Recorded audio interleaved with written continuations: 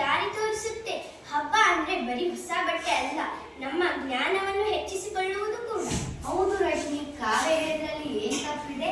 ಸಮಾಜದಲ್ಲಿ ಹೆಣ್ಣು ಮಕ್ಕಳು ವಿದ್ಯಾವಂತರ ಆದ್ರೆ ಮಾತ್ರ ಒಂದು ಕುಟುಂಬ ಉದ್ಧಾರವಾಗುತ್ತದೆ. ಅಜ್ಜಿಯ ಪ್ರವೇಶ. ಒಬ್ಬ ಅಜ್ಜಿ ಕೋಲು ಹಿಡಿದು ಸುಸ್ತಾಗಿ ಅಲ್ಲಿಗೆ ಬರುತ್ತಾರೆ.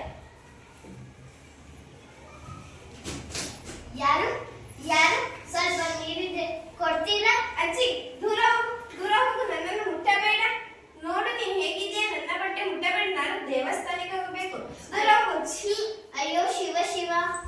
ಅಯ್ಯೋ ಅಜ್ಜಿ, ನಿಧಾನ ಬನ್ನಿ, ನಿಧಾನ.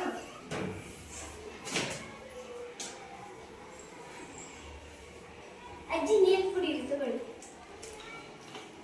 ಅಜ್ಜಿ ತುಂಬಾ ಸುಸ್ತಾಗಿದ್ದೀರಾ, ನನ್ನ ಹತ್ರ ರೊಟ್ಟಿ ಇದೆ, ತಗೊಳ್ಳಿ. ತುಂಬಾ ಉಪ್ಕಾರ ಆಯ್ತಮ್ಮ ತಾಯಿ, ಉಪ್ಕಾರ ಆಯ್ತು. ಸ್ವಲ್ಪ ಆ ಕಡೆ ಬಿಟ್ಬರ್ತೇನೆ ಅಜ್ಜಿ.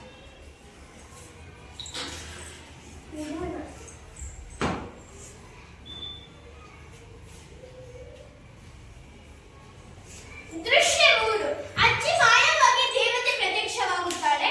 ಎಲ್ಲ ಹುಡುಗಿಯರು ಕೈ ಮುಗಿಯುತ್ತಾರೆ.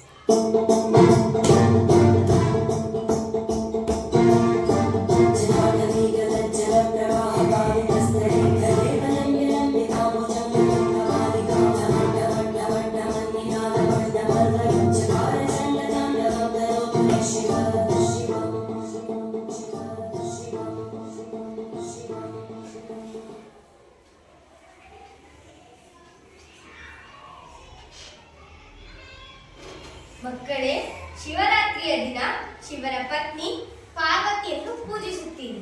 ಆದರೆ ಸಮಾಜದಲ್ಲಿ ನಿಮ್ಮ ಪಕ್ಕದಲ್ಲೇ ಇರೋ ಹೆಣ್ಣು ಮಕ್ಕಳನ್ನು, ಹಿರಿಯರನ್ನು ಗೌರವಿಸುವುದನ್ನು ಮರೆತಿದ್ದೀರೇ? ದೇವತೆ, ನಮ್ಮನ್ನು ಕ್ಷಮಿಸಿ ಬಿಡು ತಾಯಿ. ನಾವು ಕೇವಲ ಬಾಹ್ಯ ಸೌಂದರ್ಯಕ್ಕೆ ಬೆಲೆ ಕೊಟ್ಟೆವು. ಕ್ಷಮಿಸು ಬಿಡು ತಾಯಿ, ಕ್ಷಮಿಸು ಬಿಡು. ಸಮಾಜಕ್ಕೆ ನನ್ನದೊಂದು ಸಂದೇಶ ಕೇಳಿ. ಹೆಣ್ಣು ಕೇವಲ ಅಡುಗೆ ಮನೆಗೆ ಸೀಮಿತವಲ್ಲ, ಅವಳು ಕಲಿತರೆ ಸಮಾಜವೇ ಕಲಿಯುತ್ತದೆ. ಹೆಣ್ಣನ್ನು ಗೌರವಿಸುವ ಸಮಾಜಕ್ಕೆ ಶಿವನ ಅನುಗ್ರಹ ಸಿಗುತ್ತದೆ. ಹೆಣ್ಣು ಮಕ್ಕಳು ಧೈರ್ಯವಾಗಿರಿ, ಶಿಕ್ಷಣ ಪಡೆಯಿರಿ ಮತ್ತು ಒಬ್ಬರಿಗೊಬ್ಬರು ನೆರವಾಗಿರಿ. ಆಯ್ತು.